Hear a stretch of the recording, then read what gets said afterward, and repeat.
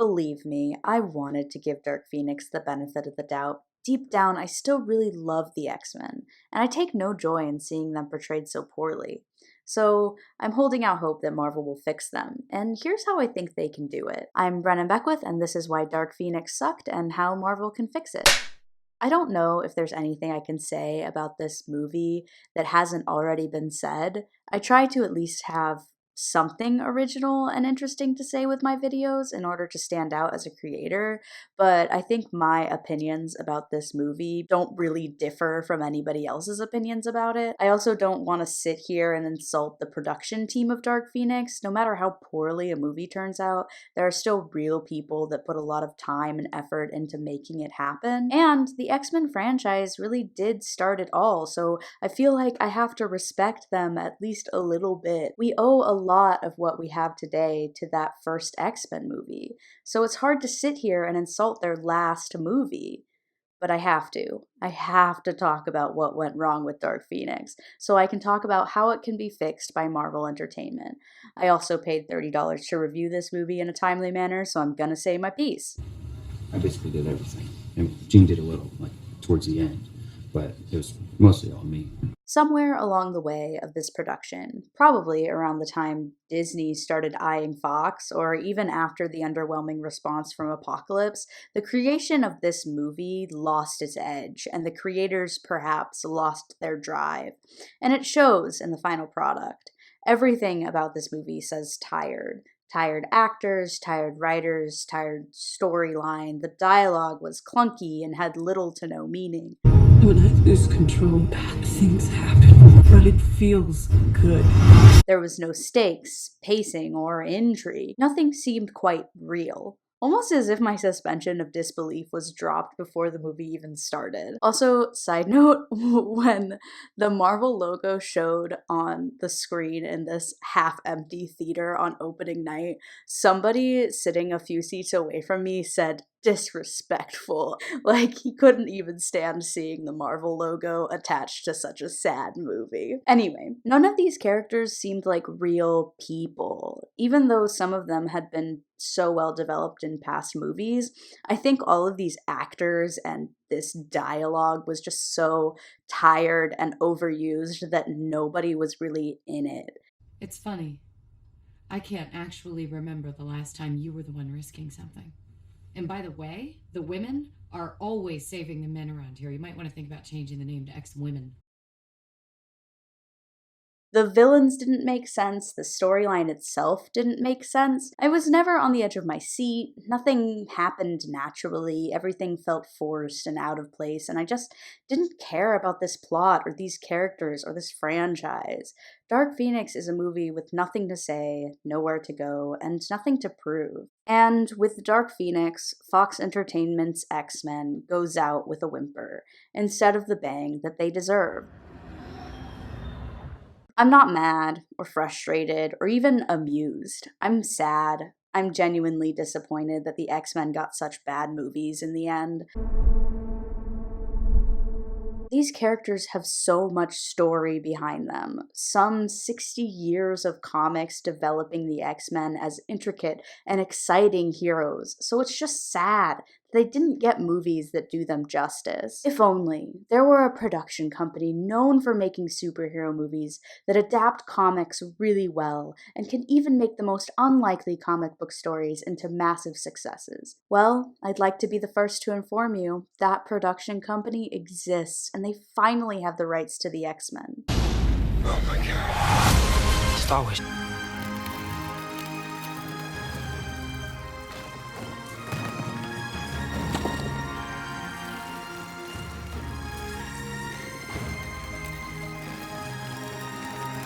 Why?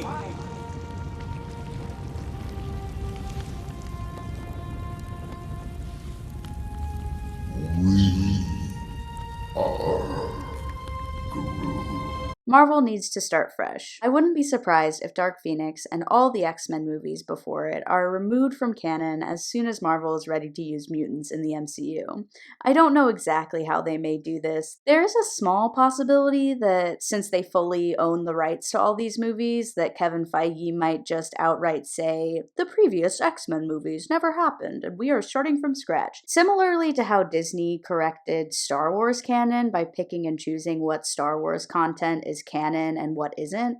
But I think it's more likely that Marvel will do what they did with Spider-Man, start with a new actor, new origin story, and just act like the previous movies never happened. That worked out pretty well with Spider-Man, and I think it would do just fine with the X-Men too. As long as Marvel doesn't tie in any of these Fox movies, we'll be good. After starting from scratch and removing the long, convoluted X-Men canon we have today, Marvel can save the X-Men by taking a wildly unexpected and different approach to introducing them.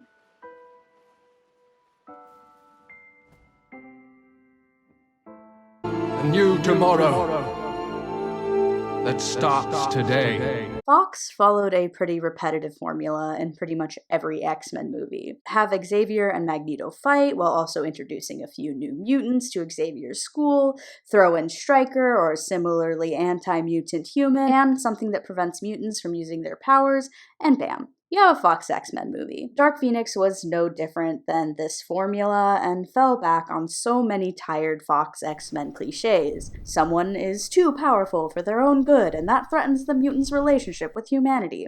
Charles Xavier thinks he knows everything, but he actually doesn't. Mystique fights with Charles without really saying or doing anything productive or realistic to solve their conflict. Magneto thinks he's more powerful than he really is. Cyclops thinks he's more likable than he really is. Mystique thinks she's more clever than she really is. The bad guy is bad because they're evil, and also their motives are explained but still very unclear. There's way more floating than there needs to be. Quicksilver is super cool but barely used. Humans don't understand mutants and just want to destroy them or arrest them or something. Okay, I could go on, but I'm getting sleepy, just like I was watching Dark Phoenix. My point is, Fox fails with the X-Men because they don't explore plots that diverge from their comfort zone. Marvel succeeds because they do their best to be at least a little bit different in every movie and story. They take risks that tend to pay off. Yeah, they fall back on some cliches too, but only the cliches that work the best. Like, for example, hero fights villain with similar powers cliche. Yeah, that's a cliche, but it works. Foils have been used for thousands of years in literature because they work. I'll make it very clear, I'm not anti-cliche. I'm anti-boring, repetitive, unsuccessful cliche. I'm just trying to make it known that I'm not CinemaSins. Marvel takes risks. They put out stories that are different. They use characters that no one's heard of. They're controversial, and they try new things to keep the franchise moving forward. They don't feel repetitive because for all intensive purposes, they aren't. Still hate it? It's humiliating. No, not for me, it's not. The only really successful and critically acclaimed Fox X-Men movies were Deadpool, because Deadpool was risky, a rated-R superhero that doesn't follow the X-Men formula, and that's what makes his movies stand out. Dark Phoenix didn't take any risks. They followed the same tired formula. Marvel is so much more innovative than Fox's X-Men formula, and they can expand these characters' storylines without tying them down to the same old story, or the X-Men team, or Xavier's school, or even Charles Xavier himself. In fact, I think Marvel would be successful with the X-Men if they didn't include Charles Xavier, or Magneto, or any of the older tired X-Men at all. I suppose it might be difficult to introduce X-Men without their namesake, but we all thought they couldn't do Peter Parker without Uncle Ben, but they pulled that off really well. Here's the thing, I think the X-Men need a fresh cinematic start. Like a really, really fresh start. Which means replaying Xavier and Magneto's story would be too repetitive for an audience that demands different.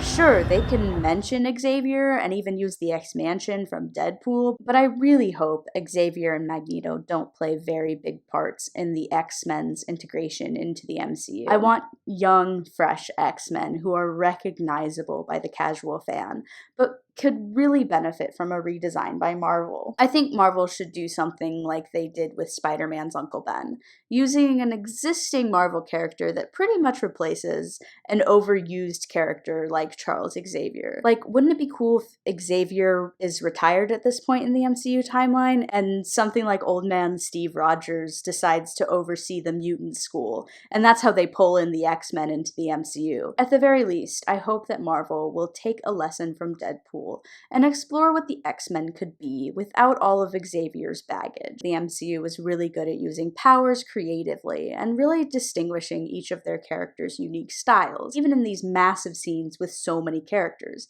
nobody does big groups of superheroes like Marvel does, which means the X-Men, with their diversity of powers and personalities, will fit right in. Marvel has a beautiful way of putting time and effort into their character development, exploring their heroes beyond their powers, and getting really good actors and a team that cares about these characters, which is something that the X-Men so desperately need. I have no doubt that Marvel will be able to distinguish their X-Men characters in the MCU, use their powers creatively, develop their characters intentionally, and do the X-Men comics justice. Dark Phoenix was missing purpose, character development, and stakes. All things that Marvel is really good at creating. I'm excited to see how the X-Men come into the MCU, and I'm excited to keep making videos about this subject. I feel like I can go on and on about it. Subscribe to my channel, I post new videos every week. I'm gonna plug my Instagram at Brendan Beckwith because I'm in the middle of redesigning it to be more channel focused, so go follow that and like this video, and For this I am sorry, Cyclops. goodbye, my love.